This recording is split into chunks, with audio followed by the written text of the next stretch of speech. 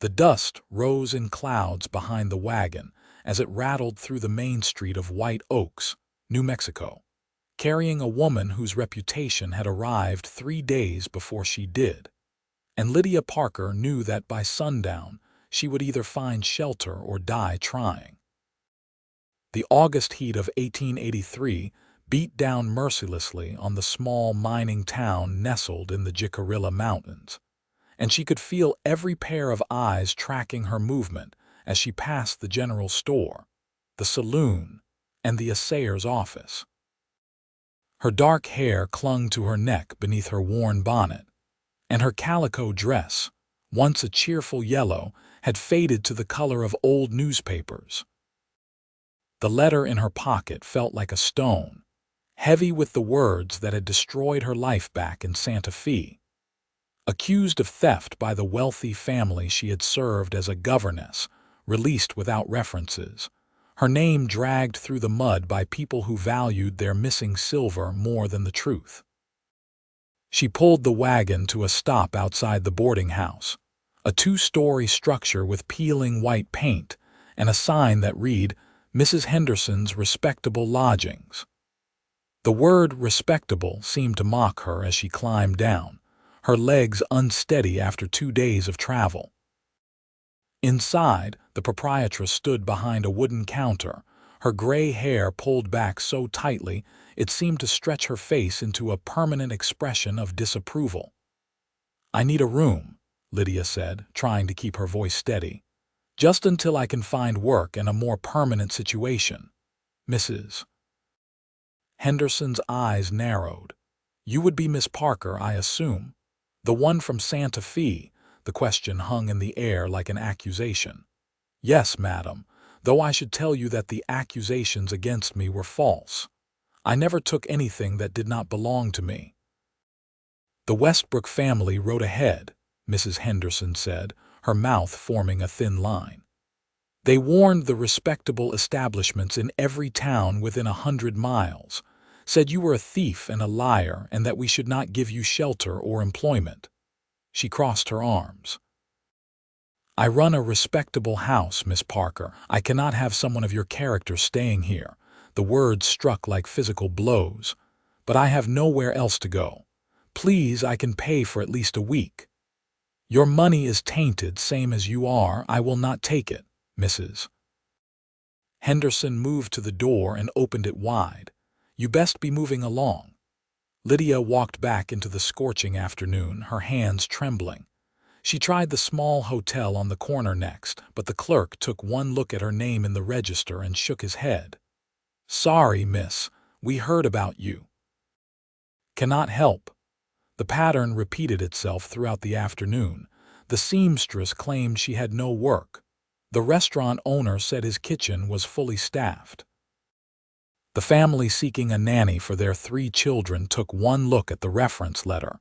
She tried to show them and shut the door in her face.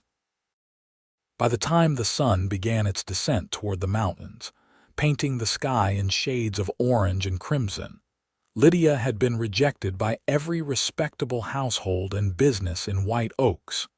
She sat on a bench outside the general store, fighting back tears. The proprietor had been kind enough not to chase her away immediately, though he had made it clear she could not come inside. Her wagon stood nearby, containing everything she owned in the world: 2 dresses, a handful of books, her mother's wedding ring, and $17 that would not last long if she could find no work and no shelter. "You the woman they are all talking about?" a voice asked. Lydia looked up to see a man in his mid-20s, tall and lean with sun-bronzed skin and light brown hair that fell just past his collar.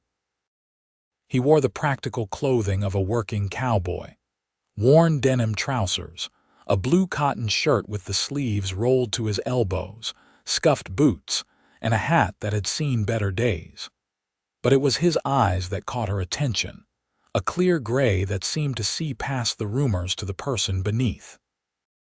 "I suppose I am," she said, too tired to pretend otherwise. "Lydia Parker, thief and outcast according to everyone in this town." "Thomas Calloway," he said, extending his hand. When she hesitantly took it, his grip was warm and firm. "Most folks call me Tom. I have a ranch about 5 miles north of here. Not much to speak of, just a small operation with cattle and horses, but it is honest work and honest living. I am sure you have heard what they say about me, Mr. Calloway." "I have heard a lot of things about a lot of people in my life," Tom said, leaning against the post that supported the store's awning. "Learned early on that the truth and what people say about the truth are often two very different things." He studied her for a moment. "You look like you have not eaten today." "I have not eaten since yesterday morning," she admitted. "No one will serve me." Tom straightened up, his jaw tightening. "That is a shame. This town likes to think of itself as civilized, but there is nothing civilized about leaving someone to starve in the street." He gestured toward the saloon across the way. "Come on, we will get you a meal." "They will not serve me there either. The owner already refused." "They will serve you if you are with me," Tom said with quiet confidence. "And if they do not, then we will ride out to my ranch and I will cook you something myself. Either way, you are going to eat tonight." Lydia felt something crack inside her chest, some hard shell she had built around herself during the long, terrible afternoon. This stranger, this cowboy she had known for less than 5 minutes, was showing her more kindness than anyone had in months. "Why are you helping me?" Tom considered the question. "My mother used to say that the measure of a person is not what they do when everyone is watching and approving, but what they do when it would be easier to look the other way. I could walk past you, let you sit here until you collapse from hunger or heat, and no one in this town would think less of me for it, but I would think less of myself." He tipped his hat slightly. "Besides, I have been on the wrong end of gossip before. Know what it feels like to have people judge you for things that are not true." They crossed the dusty street together, and Lydia felt the weight of curious and hostile stares following them. Inside the saloon, the bartender's expression darkened when he saw her, but Tom stepped forward before the man could speak. "2 plates of whatever you are serving today, Charlie, and 2 cups of coffee." "Tom, you know who that is?" the bartender asked in a low voice. "I know exactly who she is. She is a woman who needs a meal, and I am a paying customer. Are you going to serve us, or do I need to take my business elsewhere? Because you know I come in here 3 times a week, and I spend good money." Charlie hesitated, then nodded curtly. "Take the table in the back." The meal was simple fare, beef stew with potatoes and carrots, but to Lydia it tasted like the finest cuisine. She ate slowly, trying to maintain some dignity despite her hunger, while Tom told her about his ranch. He had inherited it from his uncle 2 years ago, he explained, when the older man died of pneumonia. It was not a large operation, just about 200 head of cattle and a dozen horses, but it was his. "I had a hired hand helping me, Mexican fellow named Carlos," Tom said. "But his daughter got sick down in Las Cruces, so he left about a month ago to be with his family. Have been managing alone since then, but it is getting harder to keep up with everything. Could use some help around the place." Lydia set down her spoon. "Are you offering me work, Mr. Calloway?" "Tom," he corrected. "And maybe I am. Can you cook?" "Yes. I was a governess, but before that I helped my mother run a boarding house. I can cook, clean, mend clothes, tend a garden, and manage household accounts." "Can you ride a horse?" "I can learn." Tom smiled, and it transformed his entire face, softening the weathered lines and making him look younger. "That is the right answer. Too many people are afraid to admit what they do not know." He leaned back in his chair. "Here is what I am thinking. I need help at the ranch, both with the house and with the animals. You need work and a place to stay. The ranch has a main house and a smaller cabin about 100 yards away. You could stay in the cabin, take your meals with me in the main house and help with the cooking, cleaning, and whatever else needs doing. Eventually, once you learn your way around horses and cattle, you could help with the ranch work too." It sounded too good to be true. "Why would you do this?" "You do not know me." "What if the rumors are true? Are they?" Lydia met his eyes. "No, I never stole anything from the Westbrook family. Their daughter lost a silver hairbrush, and when it turned up missing, they blamed me because it was easier than believing their precious Elizabeth might have simply misplaced it." The bitterness crept into her voice despite her efforts to control it. "They dismissed me without references, and then they went further. They wrote letters to ensure I could never work again anywhere. I think Mrs. Westbrook resented that her husband spent so much time talking to me about books and philosophy. She wanted me destroyed." Tom nodded slowly. "That sounds about right for wealthy folks who have too much time on their hands and too little compassion in their hearts." He pushed his empty bowl aside. "I believe you, Miss Parker. Maybe I am a fool for it, but I believe you. And even if I am wrong, which I do not think I am, everyone deserves a chance to prove themselves. The whole town will talk about you if you bring me to your ranch." "The whole town can mind its own business," Tom said firmly. "My ranch, my choice. Anyone who has a problem with it can take it up with me directly." He stood and placed some coins on the table. "So what do you say? My door is open. You can come inside now, start fresh, earn an honest wage doing honest work. Or you can keep trying to find something in town, though we both know how that is likely to go." Lydia stood as well, her decision made. "I say yes, Tom Calloway, I say yes and thank you." They left the saloon together as the last light faded from the sky. Tom helped her load her few possessions onto his horse and into his own wagon, which was stocked with supplies he had purchased earlier in the day. As they rode north out of White Oaks, Lydia looked back at the town only once, at the windows glowing with lamplight, at the life she had been denied. Then she turned forward, toward the darkness, and the stars beginning to emerge overhead, toward the unknown future with this stranger who had shown her unexpected kindness.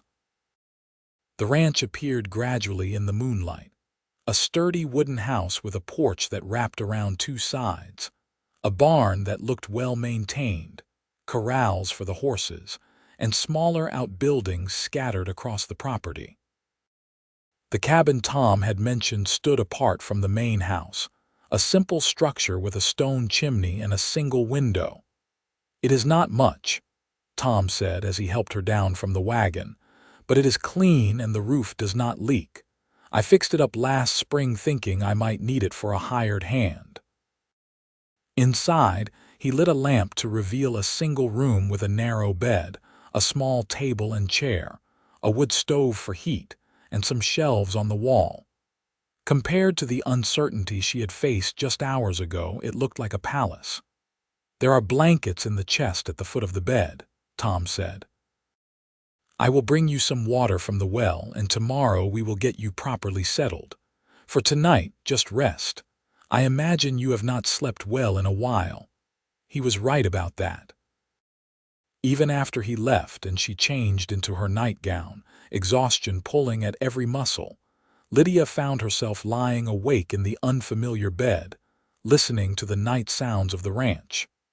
Cattle lowed in the distance, and somewhere an owl called out its hunting cry. She thought about Tom Calloway and his unexpected kindness, about the way he had looked at her without judgment in his gray eyes, about how his simple statement, "My door is open," had changed everything. She did not know yet that she was falling in love. That realization would come later, in small moments and quiet realizations.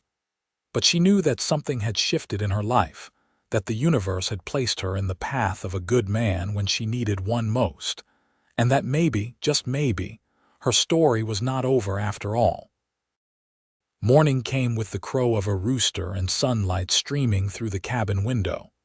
Lydia dressed quickly in her better dress, pinned up her hair, and walked to the main house. She found Tom already up, feeding the horses in the corral, his movements efficient and practiced. "Morning," he called out when he saw her. "Hope you slept well. There is coffee in the house already, help yourself. I will be in soon and we can make breakfast together, see what kind of cook you really are." The main house was larger than it had appeared in the darkness, with a good-sized kitchen, a dining area, a sitting room with a fireplace, and stairs leading to what she assumed were bedrooms on the second floor. Everything was neat, but had the slightly neglected air of a place maintained by someone who saw housekeeping as a necessity rather than a priority. Lydia poured herself coffee and began investigating the kitchen.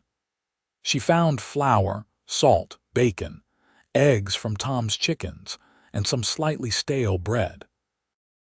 By the time Tom came in, washing his hands in a basin by the door, she had bacon sizzling in a pan and was mixing batter for fresh biscuits. "Smells good already," Tom said, hanging his hat on a peg. In the morning light, she could see him more clearly than she had the night before.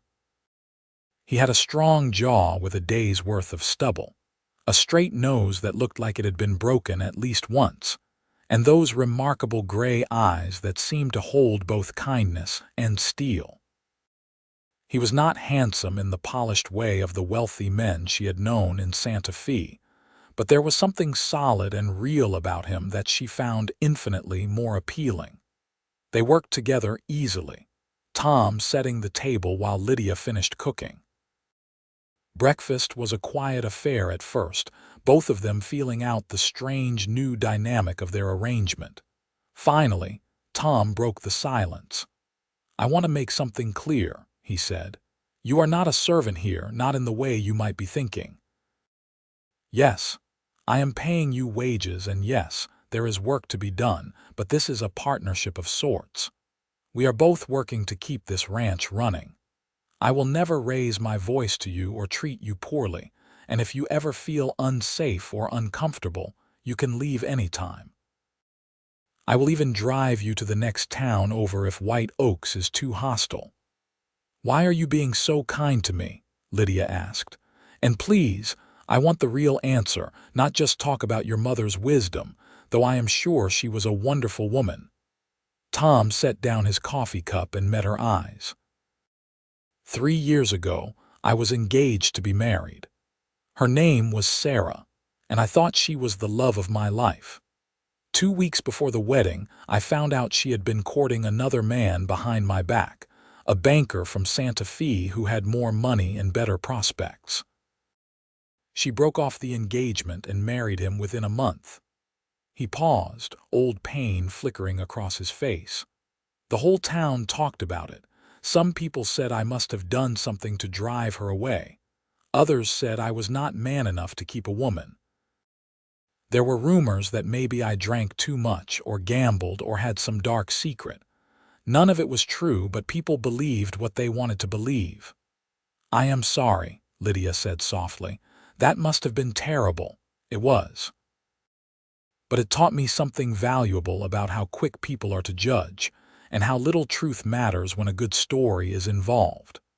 So when I saw you sitting on that bench yesterday, with that look on your face like the world had ended, I recognized it.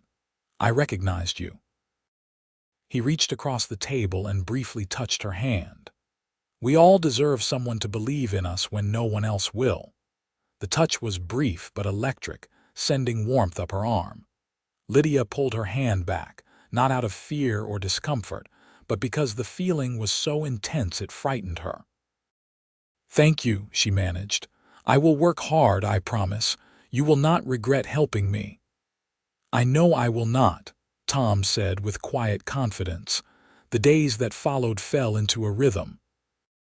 Lydia woke early, made breakfast for both of them, and then tackled the housework that had been neglected for months.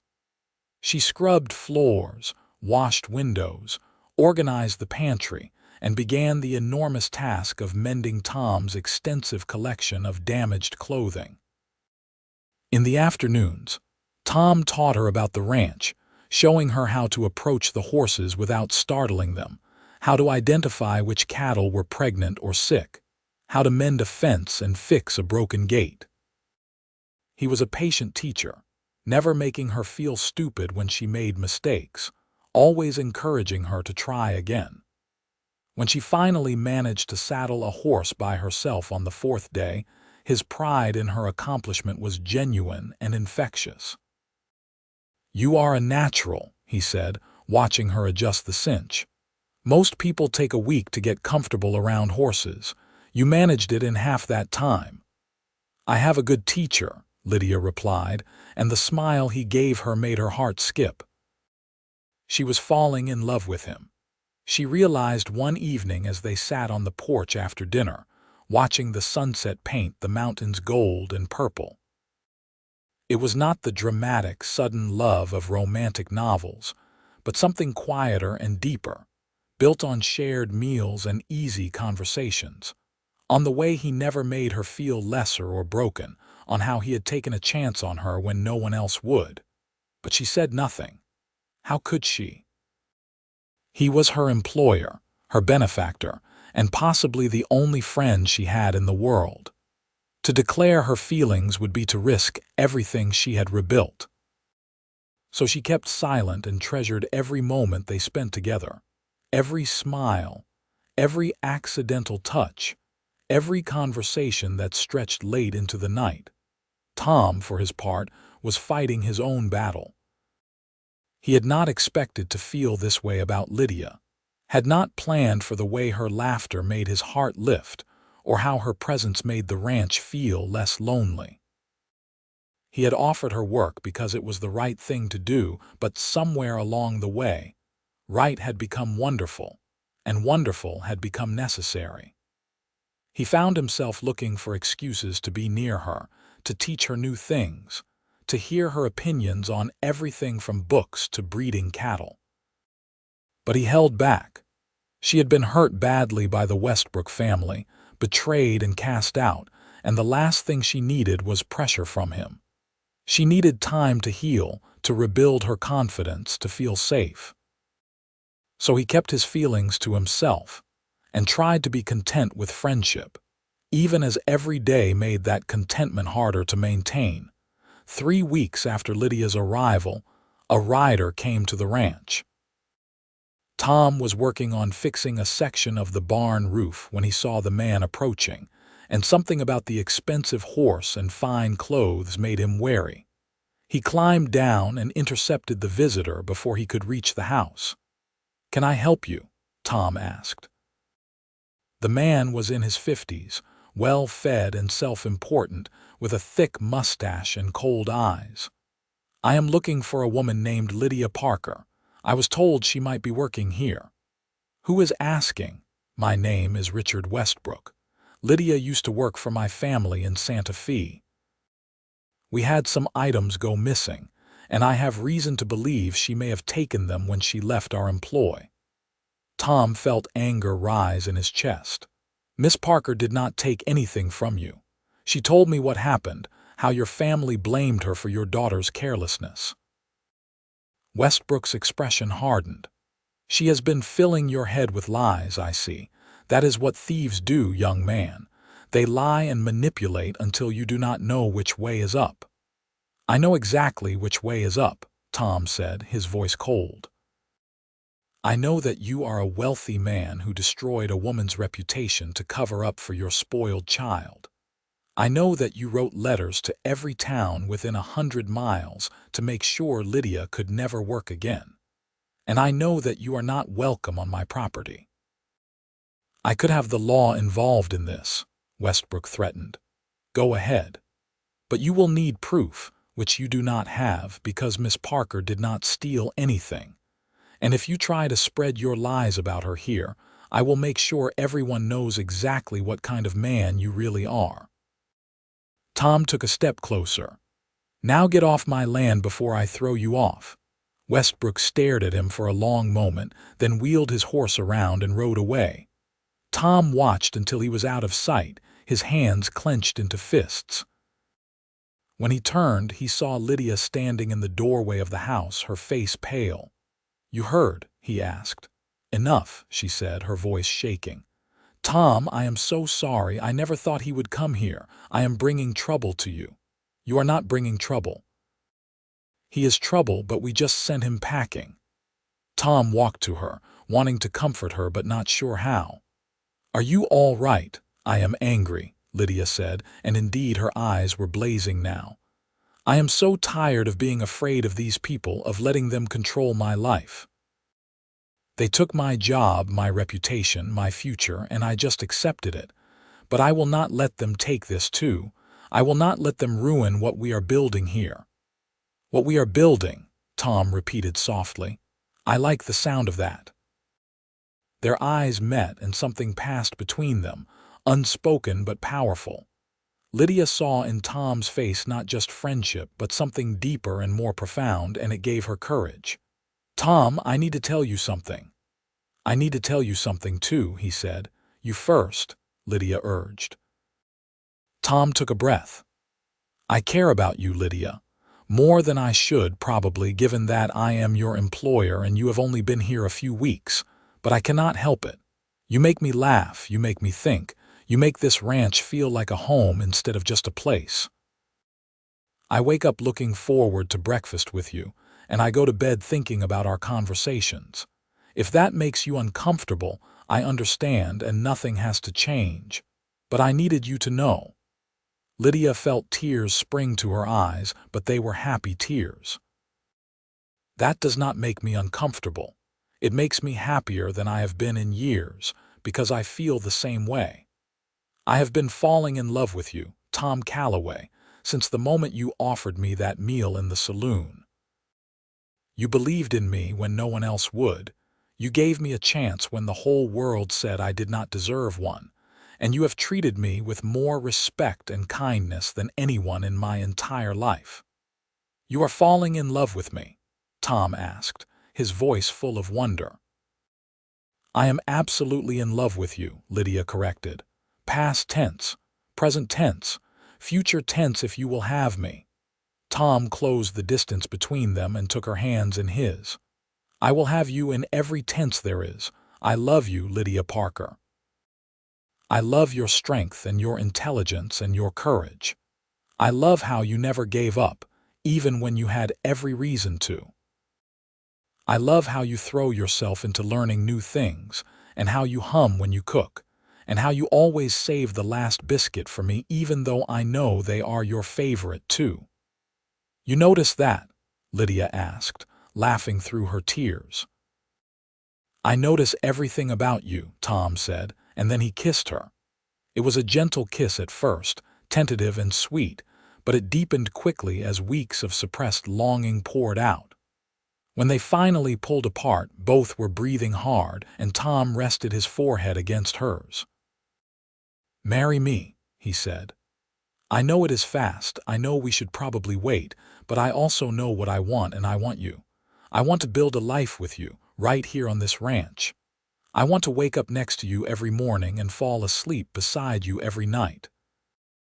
I want to face whatever comes together as partners and lovers and best friends." "Yes," Lydia said without hesitation. "Yes, I will marry you, Tom, today, tomorrow, whenever you want." "How about next week?" Tom suggested, grinning. "That will give us time to ride into town and arrange things with the minister, and maybe pick you out a nice dress if you want one." "I do not need a fancy dress," Lydia said. "I just need you." They went into town together the following day, and if people stared or whispered, neither of them cared. At the general store, Tom bought Lydia a simple but beautiful dress in pale blue, and the seamstress who had refused to hire Lydia weeks ago found herself losing Tom's business permanently when he made it clear what he thought of her treatment of his future wife. The minister at the small church was a kind man named Reverend Matthews, who had always thought the town's treatment of Lydia was shameful.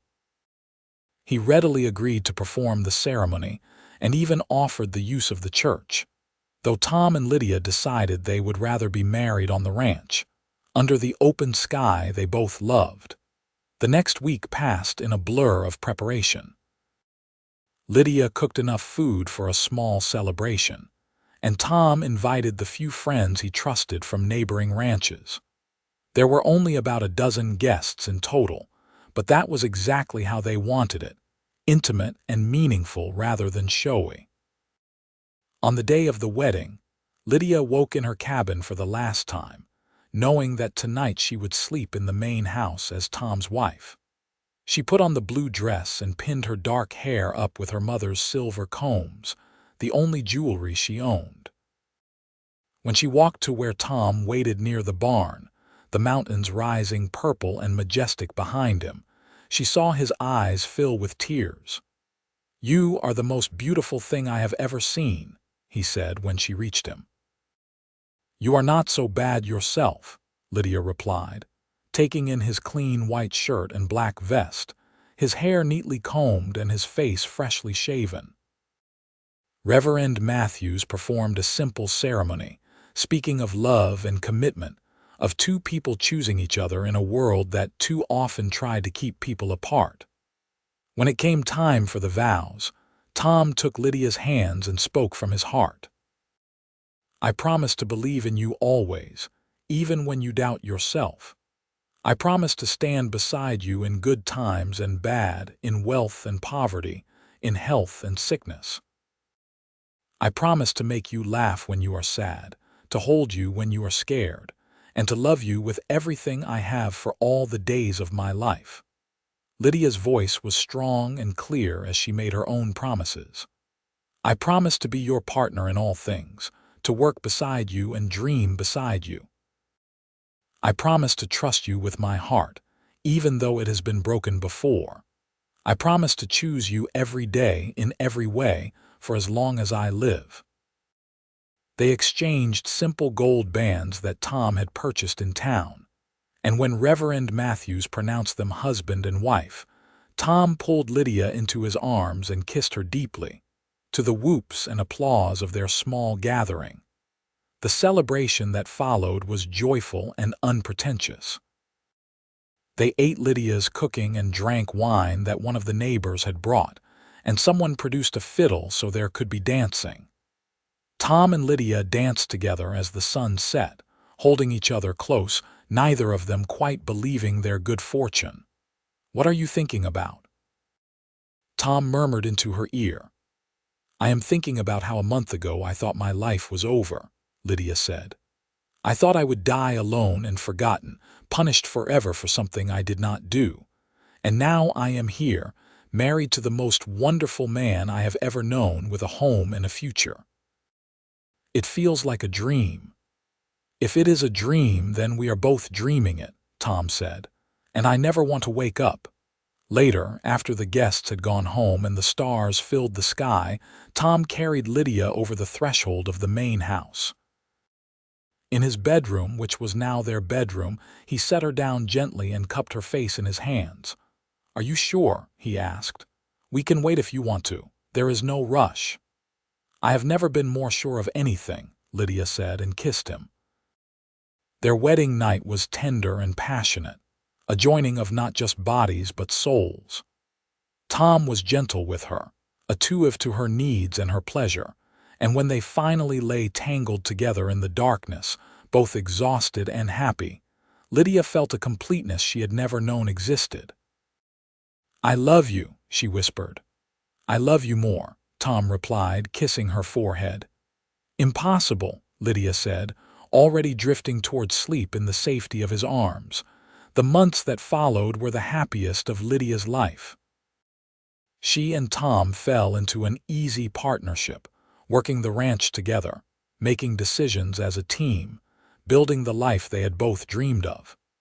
Lydia continued to learn about ranching, and to Tom's delight and pride, she proved to have a natural talent for working with horses.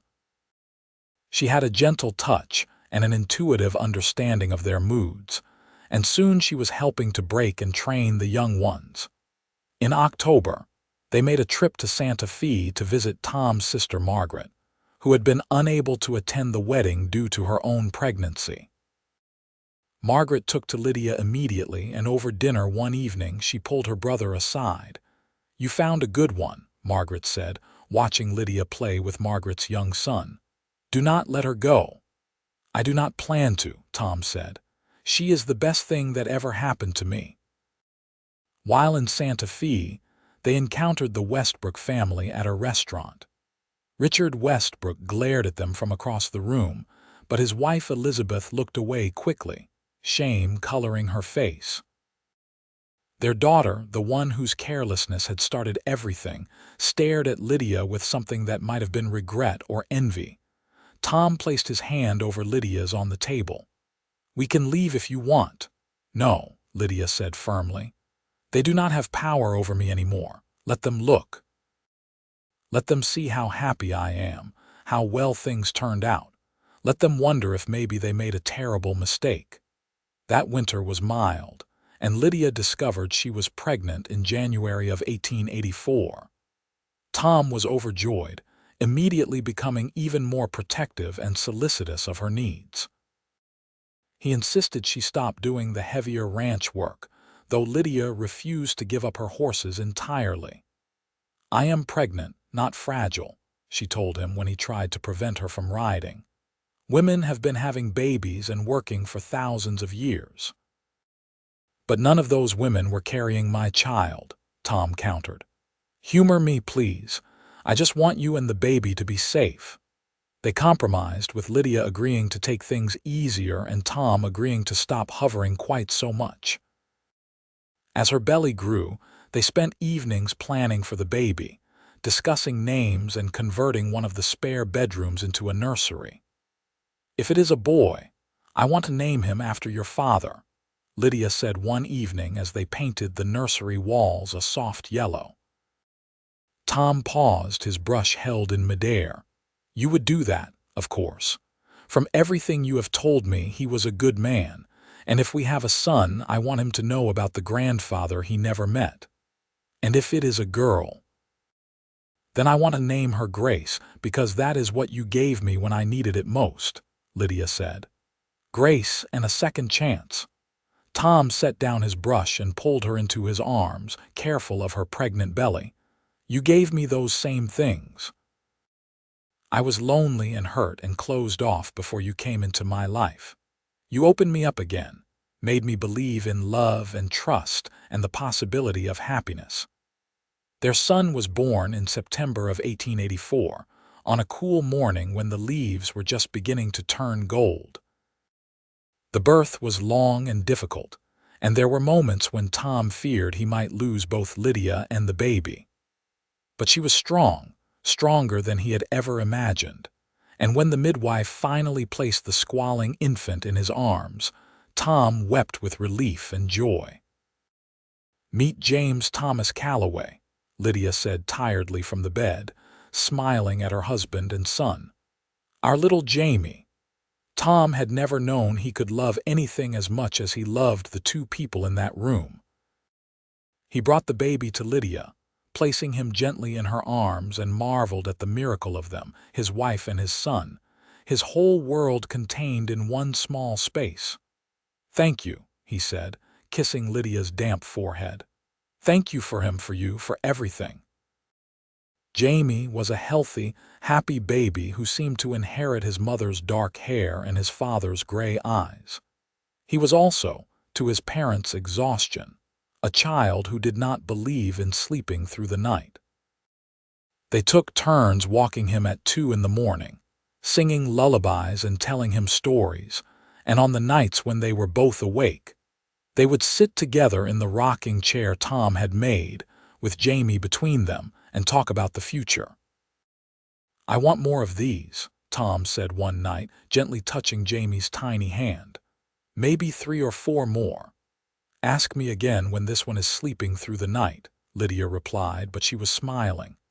"Though I admit I like the idea of a big family, I was an only child and it was lonely. I had Margaret, and I do not know what I would have done without her when our parents died," Tom said. "Every child should have siblings if possible." By the time Jamie was a year old, the ranch had grown significantly. Tom had made some smart investments and hired 2 reliable ranch hands, which meant he and Lydia could spend more time with their son, and less time worrying about the day-to-day operations. They had also begun breeding horses specifically for sale, with Lydia taking the lead on training them, and the operation was proving quite profitable. In town, people's attitudes toward Lydia had shifted. It was hard to maintain hostility towards someone who had so obviously made good, who worked hard and loved her family and contributed to the community. The women who had shunned her began to nod politely when they passed on the street. The shopkeepers who had refused her service now competed for her business. Even Mrs. Henderson from the boarding house approached her one day in the general store. "I owe you an apology," the older woman said stiffly. "I should not have turned you away that day. I listened to gossip instead of giving you a chance." Lydia considered her response carefully. Part of her wanted to be cold, to remind Mrs. Henderson how cruel her rejection had been, but another part, the part that had been shaped by Tom's compassion, chose differently. "I appreciate you saying that," Lydia said. "It was a difficult time, but it led me to where I was meant to be. I forgive you, Mrs. Henderson." The older woman's eyes filled with tears. "You are kinder than I deserve. Your husband is a lucky man." "I am the lucky one," Lydia replied, and meant it. Their second child, a daughter they named Grace Elizabeth Calloway, was born in the spring of 1886. The birth was easier than Jamie's had been, and Grace was a calm, content baby who seemed to spend most of her time observing the world with solemn, dark eyes. "She is going to be the smart one," Tom predicted, watching his daughter study her own tiny fingers with intense concentration. "Jamie is all action and energy, but Gracie is thinking about everything." "They are both smart," Lydia corrected, "and both perfect." With 2 children under 3, life on the ranch became busier, but also richer. Jamie was a curious, adventurous toddler who followed his father everywhere, insisting on helping with every task, even when his help made things take 3 times as long. Grace was her mother's shadow, content to sit in a basket near wherever Lydia was working, watching and learning. The ranch continued to prosper. By 1888, they had expanded to 500 head of cattle and had developed a reputation for breeding some of the finest horses in New Mexico. Tom hired additional help, including a young couple who had recently married and needed work, and Lydia found herself in the position of managing several employees, a role she took to naturally. Their third child, a son they named William after Tom's uncle who had left him the ranch, arrived in 1889. William was a healthy, robust baby with a powerful set of lungs and an early tendency toward mischief. "This one is going to keep us on our toes," Tom said, extricating a 6-month-old William from his attempt to eat dirt from one of Lydia's potted plants. "All of them keep us on our toes," Lydia pointed out, watching Jamie and Grace chase chickens in the yard. But I would not trade this chaos for anything. That summer, they received surprising news. Richard Westbrook had died of a heart attack, and his widow Elizabeth had written to Lydia, asking if they might meet. Tom was immediately suspicious, but Lydia felt only a sad sort of curiosity. "What can she possibly want after all these years?" Tom asked, reading over the letter. "I do not know, but I will see her. She can come here to the ranch." Lydia took the letter back and studied it. "I need to close this chapter properly, Tom. I need to hear whatever she has to say." Elizabeth Westbrook arrived on a hot afternoon in July, stepping down from her fine carriage looking older and more worn than Lydia remembered. They sat on the porch, with Tom nearby though not directly participating, while the children played under the watchful eye of one of the ranch hands. "Your children are beautiful," Elizabeth said, watching them, "and your home is lovely. Thank you." What did you want to see me about, Mrs. Westbrook? Elizabeth took a shaking breath. I wanted to apologize. My husband and I did a terrible thing to you, Lydia. We ruined your reputation to cover up for our daughter's carelessness and my own jealousy. Richard is dead now, and before I die myself, I needed to set things right. What do you mean, your jealousy? My husband admired you, Elizabeth said. Your intelligence, your thoughtfulness, the way you engaged with ideas and literature. He never looked at me that way, never spoke to me with such respect and interest. I told myself I was protecting my marriage, but really I was just being cruel and petty. She reached into her bag and pulled out a folded paper. This is a letter, signed and witnessed by a lawyer, stating that you never stole anything from our household, that our accusations were false, and that any damage to your reputation was entirely our fault. I have sent copies to every person and place we wrote to originally. Lydia took the letter with trembling hands. Why now? Because I am dying, Elizabeth said simply. I have cancer and the doctors give me perhaps 6 months. And because I have spent the last 6 years watching you build this beautiful life and realizing what we tried to take from you. You deserved better from us, Lydia. You deserved the truth. There was a long silence. Finally, Lydia said, I forgive you, Mrs. Westbrook. I am angry about what you did, and that anger may never fully go away, but I also know that holding on to it only hurts me. You were wrong, and you have admitted it, and that is enough. Elizabeth wept then, and Lydia found herself comforting the woman who had once tried to destroy her. When Elizabeth finally left, Tom came to sit beside Lydia on the porch steps. How do you feel? He asked. Free, Lydia said. Finally, completely free. The last shadow is gone, Tom. There is nothing hanging over us anymore. He pulled her close, and they watched their children play in the golden afternoon light. 3 healthy, happy kids who would grow up, never knowing the pain and uncertainty their mother had once endured. The years rolled on, full of work and love and the everyday magic of family life. They had one more child, a daughter named Sarah Margaret, born in 1892, who turned out to be the wildest of them all, refusing to wear dresses whenever possible and demanding to learn to rope cattle alongside her brothers. She is you reborn, Tom told Lydia, watching 5-year-old Sarah attempt to ride a horse that was much too big for her. She is her own person, Lydia corrected. Stubborn, brave, and absolutely certain she can do anything. I love her for it. Jamie grew into a thoughtful, responsible young man who took his role as oldest sibling seriously. Grace was indeed the scholar they had predicted, always with her nose in a book, already talking about going to college someday. William was charming and mischievous in equal measure, the kind of child who could talk his way out of anything. And Sarah was pure fire and determination, never meeting a challenge she did not immediately want to conquer. In 1895, Tom and Lydia celebrated their 10th wedding anniversary with a party that included what seemed like half the territory. The ranch had become one of the most successful in the region, and they had become pillars of the community, known for their fairness, their generosity, and their willingness to give people second chances. Remember when I was sitting on that bench in town, thinking my life was over?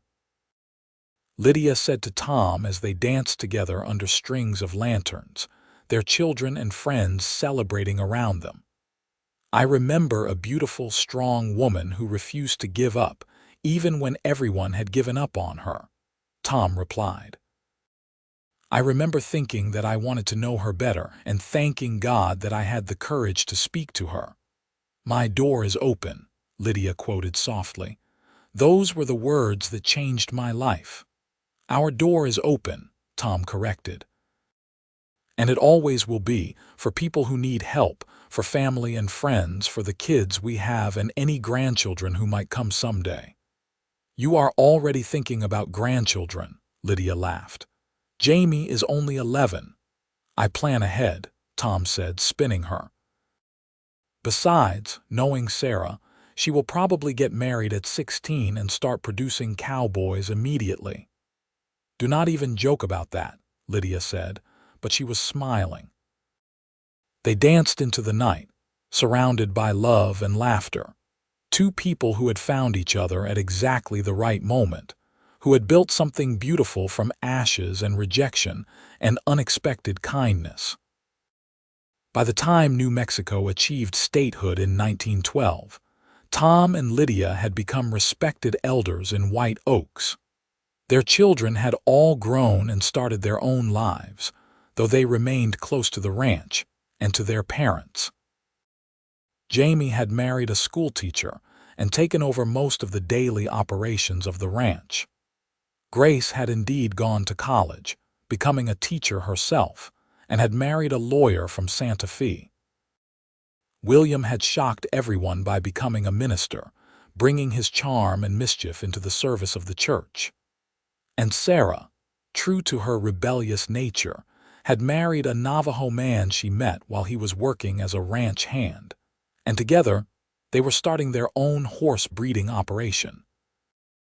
"We did good," Tom said one evening, sitting on the porch with Lydia, watching the sun set over the mountains they both loved.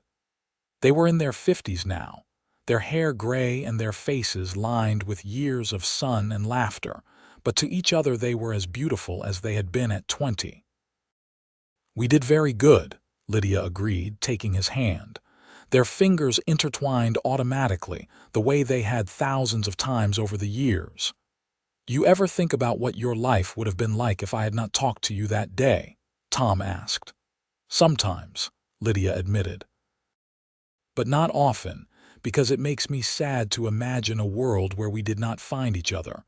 I prefer to focus on what did happen, on the life we built together." "I was so scared," Tom confessed. "When I walked up to you, my heart was pounding.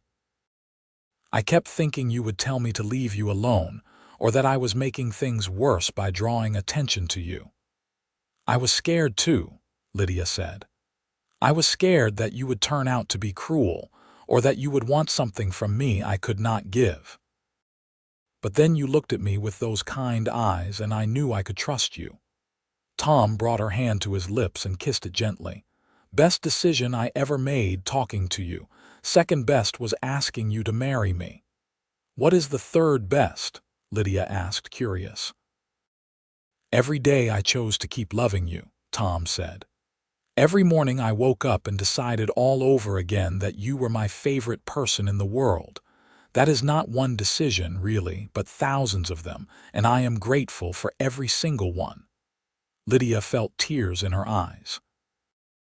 After more than 25 years of marriage, he could still make her cry with his words. "I love you, Tom Calloway. I love you for believing in me, for standing beside me, for building this life with me.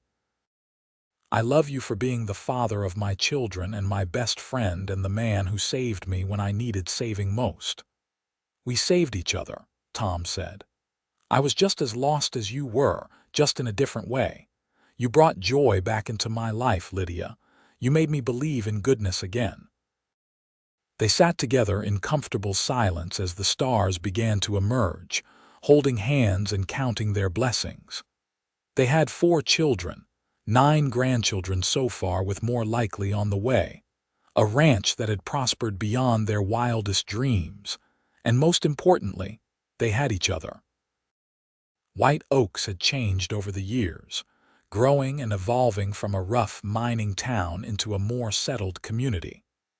The people who had rejected Lydia so long ago were mostly gone now, moved away or passed on, replaced by folks who knew her only as Mrs.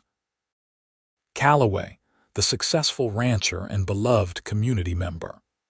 The new generation never would have believed that she had once been rejected by every family in town, that she had sat on a bench in the summer heat with nowhere to go and no hope left.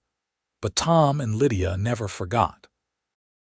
They made it a point to help newcomers who seemed to be struggling. to give chances to people others had written off, to extend kindness to those the world had deemed unworthy. They had lived the truth that a single moment of compassion could change a life, and they tried to create as many of those moments as possible. In 1918, when the Spanish flu swept through New Mexico, Tom and Lydia opened their home to families who needed nursing care. Grace, with her teacher's training and natural patience, helped organize the effort, and together they saved several lives. Tom himself fell ill for a terrifying week, and Lydia nursed him through it with the same fierce determination she brought to everything in her life. "You are not leaving me," she told him when his fever was at its worst. "We have a deal, Tom Calloway. We grow old together. We watch our grandchildren grow up. We sit on that porch until we are 90 and tell each other the same stories we have told 100 times before. You do not get to break that deal." Tom survived, though he was weak for months afterward. Lydia cared for him with endless patience, just as he had cared for her through 4 pregnancies and countless other illnesses and injuries over the years. They had always been partners, but the flu reinforced how much they depended on each other, how intertwined their lives had become. By 1920, Tom's health had recovered, and they celebrated their 35th wedding anniversary with a quiet dinner, just the two of them and their children and grandchildren.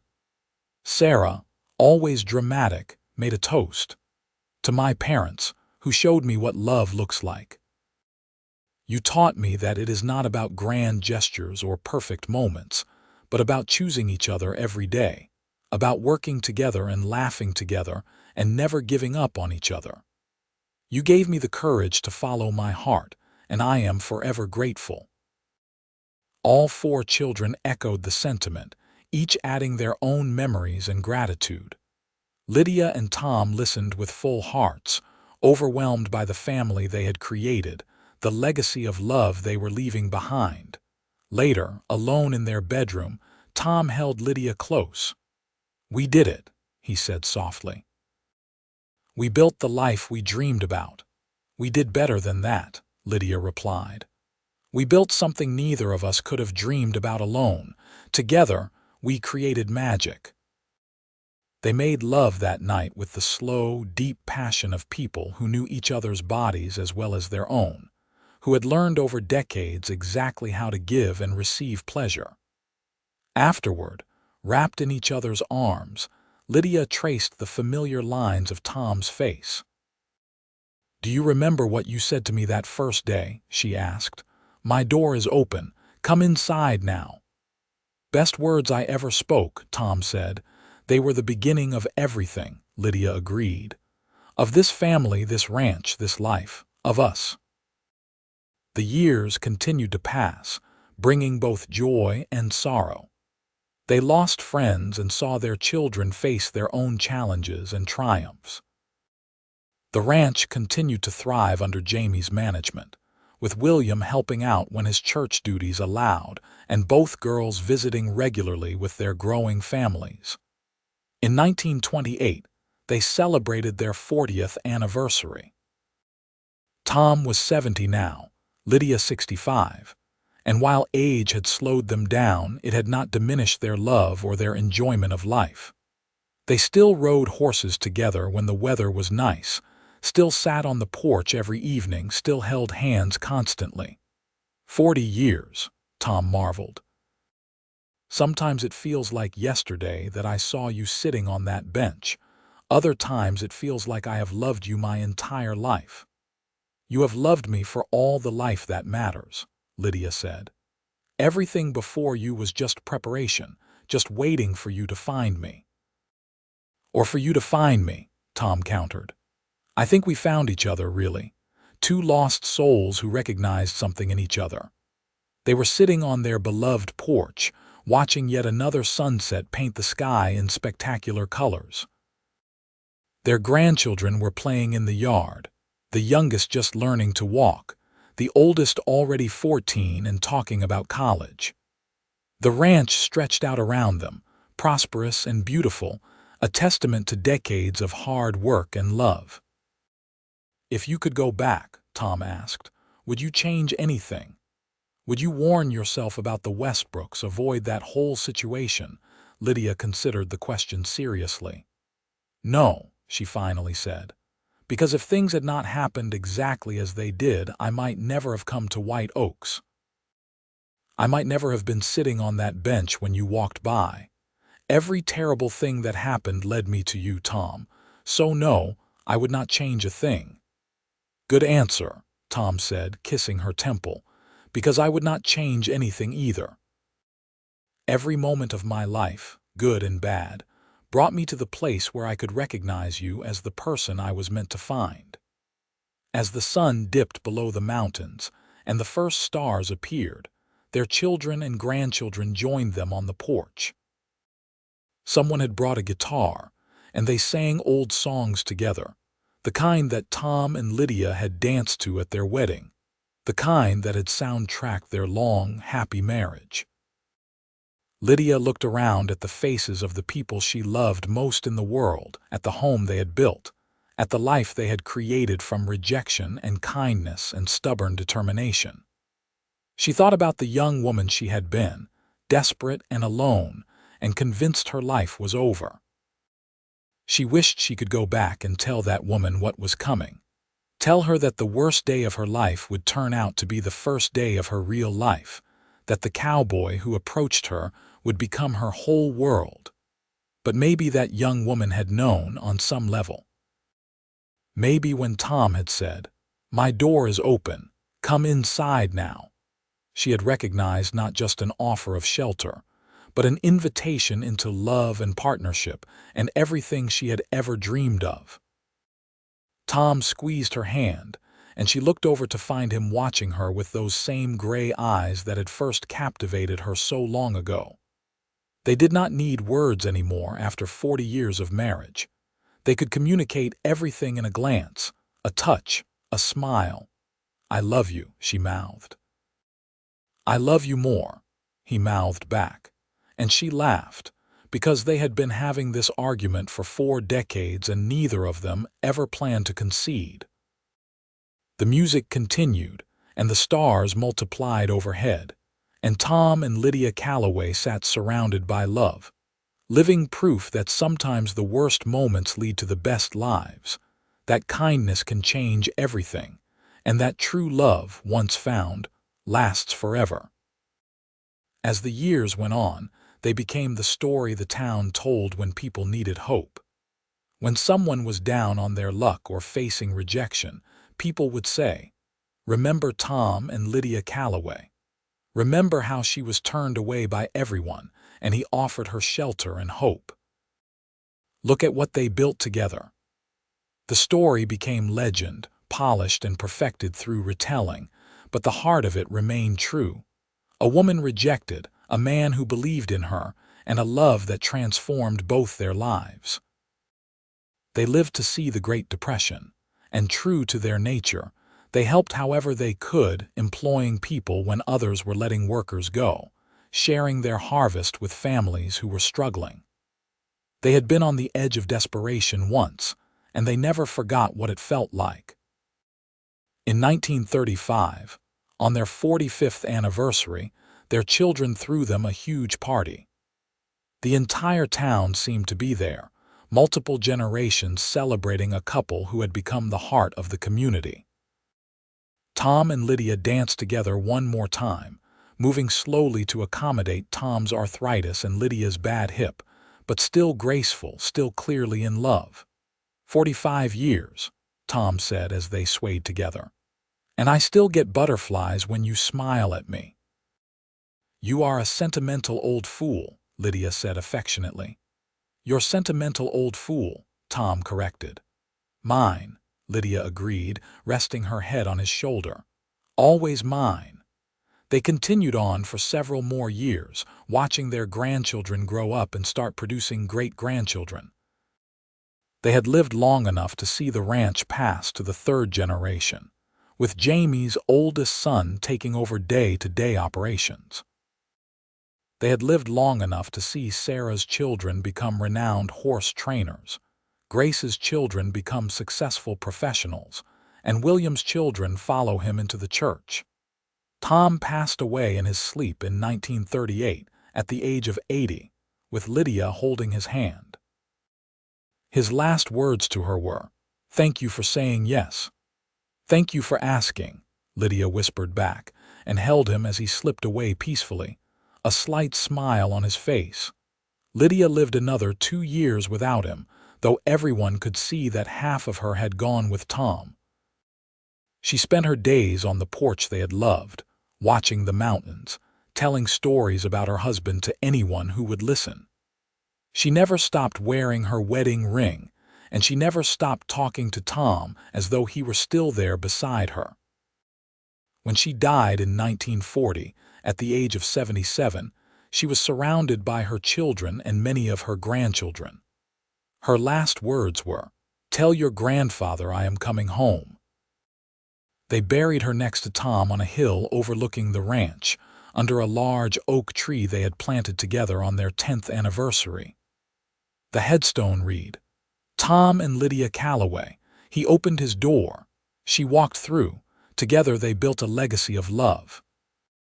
The ranch continued for generations, always staying in the family, always maintaining the values Tom and Lydia had instilled: hard work, compassion, and the belief that everyone deserves a chance. The story of how they met became family lore, told to every new generation, a reminder of where they came from and what they stood for. In the town of White Oaks, New Mexico, there is now a small park with a bench, and on that bench is a plaque. It reads, "On this spot in 1883, Tom Calloway offered shelter to Lydia Parker when no one else would. From that moment of kindness came a love story that inspired generations. May we all have the courage to help those in need, and the wisdom to recognize that everyone deserves a second chance." People still sit on that bench, young couples starting out, older folks remembering their own love stories, strangers passing through who stop to read the plaque and wonder about the two people it commemorates. And if the wind blows just right, if the light hits the mountains at exactly the right angle, some people swear they can feel it. The echo of a love so strong it shaped not just 2 lives, but an entire community. A love that proved that sometimes the worst day of your life can lead to the best thing that ever happens to you, that kindness is never wasted, and that true love, once found, never really ends.